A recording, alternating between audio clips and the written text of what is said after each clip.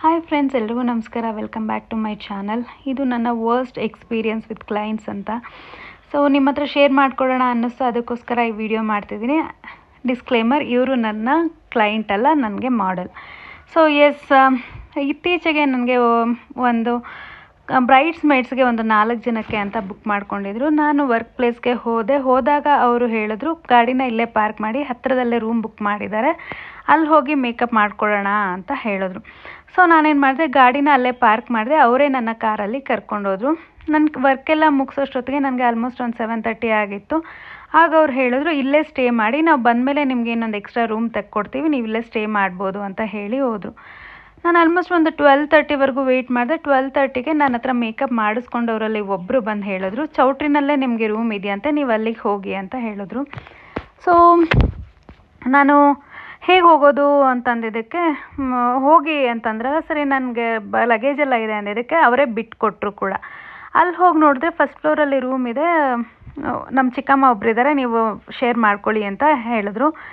ಅಲ್ಲಿಗೆ ಹೋಗಿ ನೋಡಿದ್ರೆ ಆ ರೂಮ್ ಕೂಡ ಫಿಲ್ ಆಗಿತ್ತು. ಆಲ್ಮೋಸ್ಟ್ 12:30ಇಂದ ಒಂದು 4 o'clockವರೆಗೂ ನಾನು ಸುಮ್ಮನೆ ಕೂತ್ಕೊಂಡಿದ್ದೆ.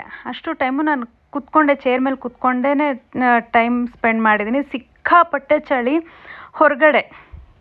ಅದಾದಮೇಲೆ ಒಂದು 4 o'clockಗೆ ಇನ್ನೇನು ಟೈಮ್ ಆಯ್ತಲ್ಲ ಅಂತ ನಾನು ಅವ್ರನ್ನ ಕೇಳೋಕ್ಕೆ ಹೋದೆ. ಆ್ಯಕ್ಚುಲಿ ಅವ್ರದ್ದು 6:30ಗೆ ಮುಹೂರ್ತಮ್ ಇತ್ತು ಅಂತ ಕೇಳಕ್ಕೆ ಹೋಗಿದ್ದಕ್ಕೆ ಅವರಂದರು, ನೀವು ಇಲ್ಲಿಂದ ಮತ್ತೆ ಹೋಟೆಲ್ಗೆ ಹೋಗಿ ಅವರು ಅಲ್ಲಿದ್ದಾರಲ್ಲ, ಅವ್ರಿಗೆ ರೆಡಿ ಮಾಡ್ತಾರೆ, ಇನ್ನಿಬ್ಬರು ಅಂದರೆ ಬ್ರೈಡ್ ಸಿಸ್ಟರ್ಸ್ ನಾವು ಬರ್ತೀವಿ ಅಂತ ಹೇಳಿದ್ರು. ಅಲ್ಲಿಗೆ ಹೋಗಿ ಒಂದು 4:15ಗೆ ನಾನು ಅಲ್ಲಿ ನನ್ನ ಗಾಡಿನಲ್ಲೇ ಹೋದೆ. 4:15ಗೆ ಹೋಗಿ ಒಂದು 5 o'clockವರೆಗೂ ನಾನು ಹೊರಗಡೆನೇ ನಿಂತಿದ್ದೀನಿ ರೂಮಿಂದ. ಅವ್ರಿಗೆ ಹೇಳ್ತಾನೆ ಇದ್ದೀನಿ, ಅಂದರೆ ಇವ್ರಿಗೆ ನನ್ನ ಹತ್ರ ಒಬ್ಬರ ನಂಬರ್ ಇದ್ದಿದ್ದು, ಕಾಲ್ ಮಾಡಿ ಹೇಳಿ ಅವ್ರಿಗೆ ಅಂತಂದ್ಬಿಟ್ಟು. 5 o'clockಗೆ ಅವರು ಹೊರಗಡೆ, ಅಂದರೆ 5 o'clockವರೆಗೂ ನಾನು ರೂಮಿಂದ ಹೊರಗಡೆ ವೆಯ್ಟ್ ಮಾಡ್ತಾ ನಿಂತ್ಕೊಂಡಿದ್ದೆ. ಆಮೇಲೆ ಬಂದು ಹೇಳ್ತಾ ಇದ್ದಾರೆ, ನೀವು ಮತ್ತೆ ಅಲ್ಲೇ ಚೌಟ್ರಿಗೆ ಹೋಗಿ ಅವರಿಬ್ಬರಿಗೆ ರೆಡಿ ಮಾಡ್ತಾಯಿರಿ, ಅದು ಮುಗಿಸೋಷ್ಟೊತ್ತಿಗೆ ನಾನು ಬರ್ತೀನಿ ಅಂತ. ನನಗೆ ಹೇಗೆ ಅನ್ನಿಸ್ತು ಅಂತಂದರೆ, ಇವರಿಗೆ ಅಂದರೆ ಮೇಕಪ್ ಆರ್ಟಿಸ್ಟ್ ಅಂದರೆ ಅಷ್ಟೊಂದು ಇದು ಯಾರೂ ಏನೋ ಗತಿ ಇಲ್ಲದೆ ಏನೋ ವರ್ಕ್ ಮಾಡೋಕ್ಕೆ ಹೋಗಿರಲ್ಲ ಅಲ್ವಾ. ಎಲ್ಲರಿಗೂ ಅವ್ರವ್ರದ್ದು ರೆಸ್ಪೆಕ್ಟ್ ಅನ್ನೋದು, ಎಲ್ಲರಿಗೂ ಅವ್ರವ್ರ ಮರ್ಯಾದೆ ಅವ್ರವ್ರಿಗೆ ಇದ್ದೇ ಇರುತ್ತೆ. ಸೊ ನಾನು ಅಲ್ಲೂ ಕೂಡ ಏನೂ ಮಾತಾಡಲಿಲ್ಲ. ನನಗೆ ಸಿಕ್ಕಾಪಟ್ಟೆ ಬೇಜಾರಾಯಿತು. ಹೋದೆ ನಾನು.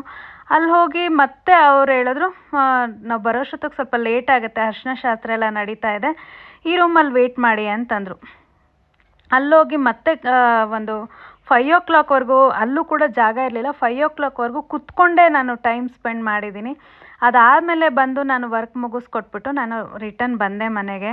ಸೊ ಈ ಥರ ಎಲ್ಲ ತುಂಬ ಹೇಳ್ತಾ ಹೋದರೆ ತುಂಬ ವರ್ಸ್ಟ್ ಎಕ್ಸ್ಪೀರಿಯನ್ಸ್ಗಳು ಆಗ್ತಾ ಇರುತ್ತೆ ಮೇಕಪ್ ಆರ್ಟಿಸ್ಟ್ಗಳಿಗೆ.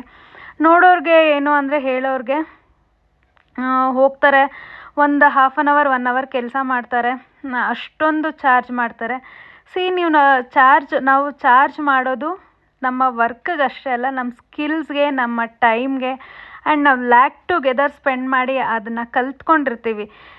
ಅಷ್ಟು ಈಸಿಯಾಗಿ ಯಾವುದೇ ಒಂದು ಕೆಲಸನೂ ನೀವು ಅಂದ್ಕೊಂಡಿರೋ ಅಷ್ಟು ಈಸಿ ಅಲ್ಲ. ಸೊ ಯಾರ್ಯಾರು ಮೇಕಪ್ ಆರ್ಟಿಸ್ಟ್ ಕೆಲಸ ತುಂಬ ಈಸಿ ಅಂದ್ಕೊಂಡಿರ್ತಾರೋ ಅವರಿಗೋಸ್ಕರ ದಯವಿಟ್ಟು ಬೇರೆಯವರ ಟೈಮಿಗೆ, ಬೇರೆಯವರ ಕೆಲಸಕ್ಕೆ ಸ್ವಲ್ಪ ಮರ್ಯಾದೆ ಕೊಡೋದು ಕಲ್ತ್ಕೊಂಡ್ರೆ ಚೆನ್ನಾಗಿರತ್ತೆ ಅಂತ ಹೇಳೋಕ್ಕೆ ಇಷ್ಟಪಡ್ತೀನಿ.